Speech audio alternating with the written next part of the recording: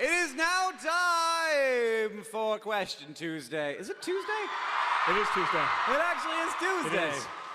So Look we're at going to do a live Question Tuesday. What we're going to do is we're going to split into two teams, the Hank team and the John team.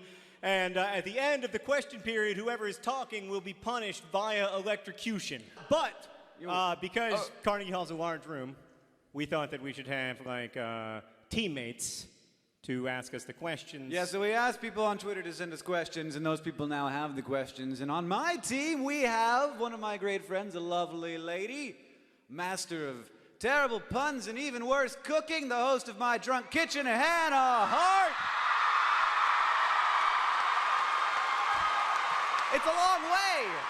And on my team, we have world-famous, best-selling author who's also written some Doctor Who scripts over the years. You may know him. Several people in the audience did faint dead away from having already realized who it is. It's Neil Gaiman.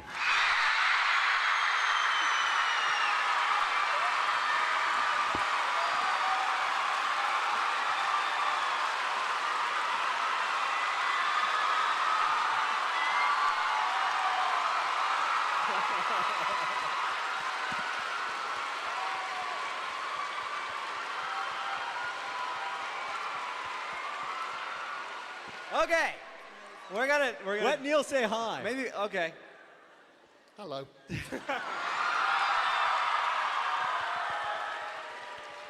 Right. I mean, we could just sit here and let you guys scream at Neil Gaiman all night. Yeah. But they do. But y'all do have some questions. So We do have some questions. Neil, why don't you start? First question, John. Advice for aspiring novelists. Oh, Neil, what is your advice for aspiring novelists? You can't do that. You're not- okay, my I advice want for- you to give advice, but I'll give quick advice while you think of your advice. My two pieces of advice are to read a lot and to read broadly. And then my second piece of advice is to tell stories to your friends and pay attention to when they get bored. It's also good advice for how to video blog. That is, because When it's if- Tell stories, and then when they're like, I got a thing. If you're bored, they're bored. So yeah, so I found that very helpful. And then write a lot. I was going to say read everything, write.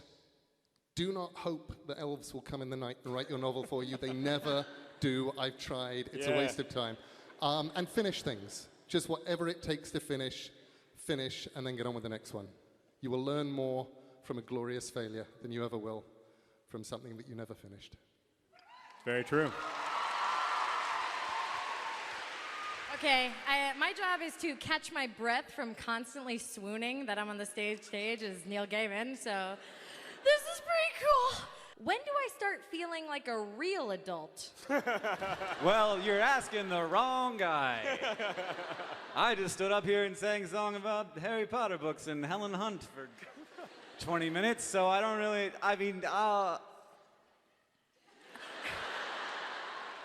What do you believe happens to people when they die? Oh, for the love of God.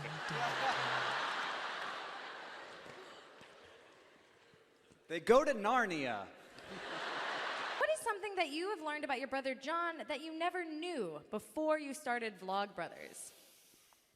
I didn't realize how messed up he was. Like, he's got some pretty serious psychological issues that I had no idea about. Like, you know, it's something when you have a really good friend, like, you don't really see, like, the raw, rusty, broken insides immediately. It takes a long time, and it turns out John has some of those. Here are some answers that he might have given. I didn't realize how smart he was. I didn't realize how fun he was to be around as an adult. But thank you, I appreciate that. I think it's nice to have that closeness. To see. I know, absolutely. No, I know, yeah. Okay. And to share it with Carnegie Hall. John, if you could use 3 words to describe yourself, what would they be? I mean, the first 2 words that come to mind are both handsome. So I don't know what to do with that. Handsome and extremely handsome. Yeah, right, yeah. Yeah, Handsome and into world-shatteringly handsome. Yeah, right.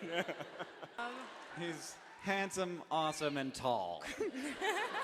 Reasonably tall.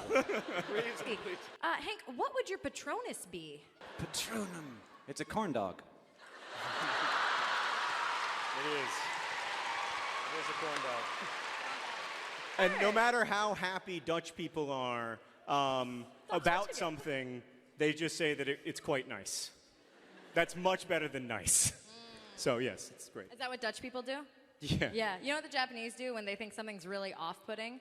What? They just say, "Oh, interesting." All right. Okay. We British just say, yes, it's a very brave choice. British people, that's so great. Have you ever had a crush on a teacher? Yeah, sure. Actually, I had a crush on Miss Spillane, my high school English teacher in junior year, and she's now a nerd fighter. She like participates in Project for Awesome. She's always in the comments, and like sometimes she Skypes me, and I'm like, hey.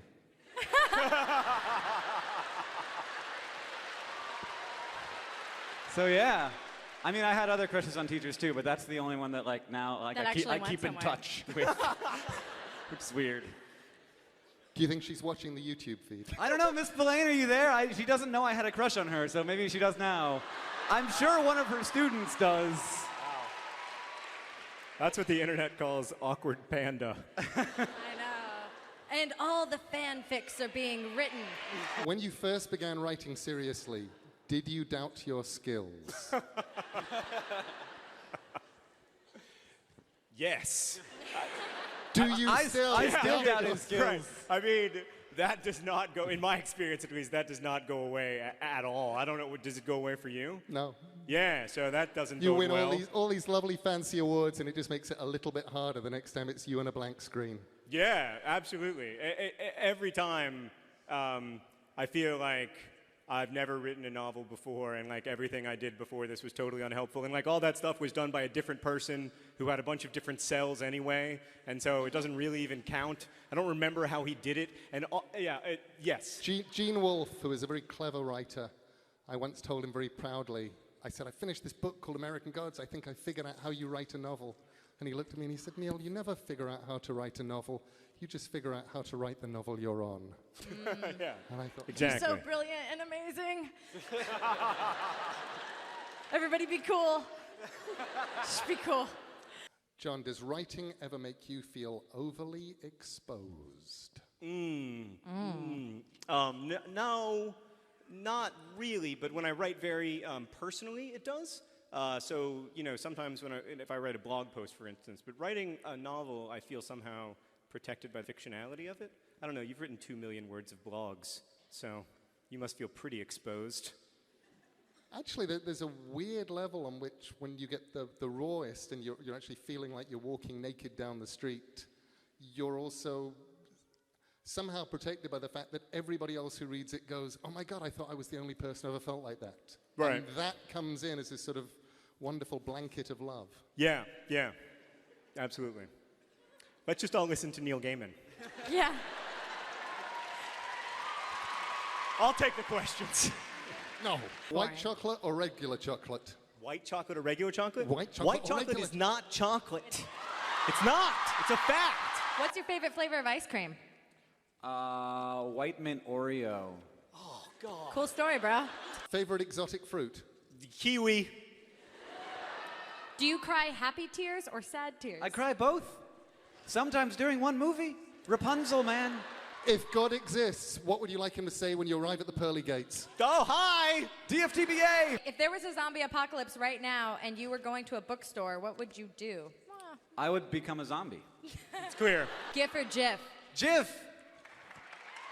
Either is fine. Pizza or Diet Dr. Pizza. Pepper? Fiction or nonfiction? Oh, that's a Your terrible question time to ask is person. up. Fiction.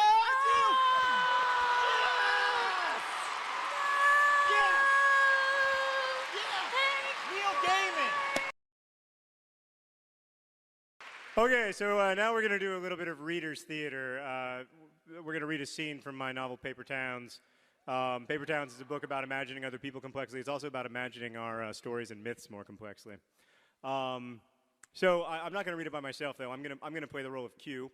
But then playing the role of Angela, we have the lovely Hannah Hart.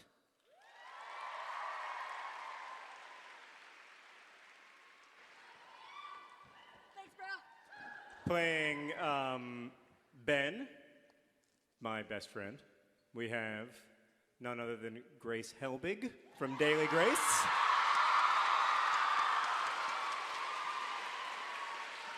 Hey, I'm a real boy. And playing Radar, we have Neil Gaiman.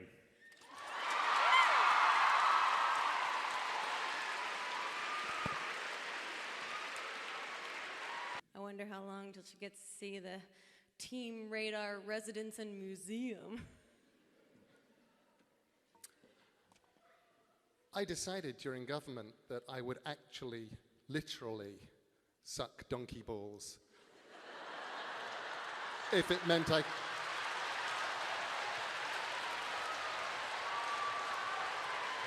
I think we should just stop and acknowledge that it happened. That Neil Gaiman said I would actually literally suck donkey balls.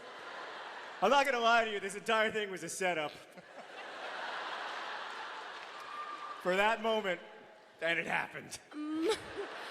My brain is painting a picture, and my brain is a beautiful artist.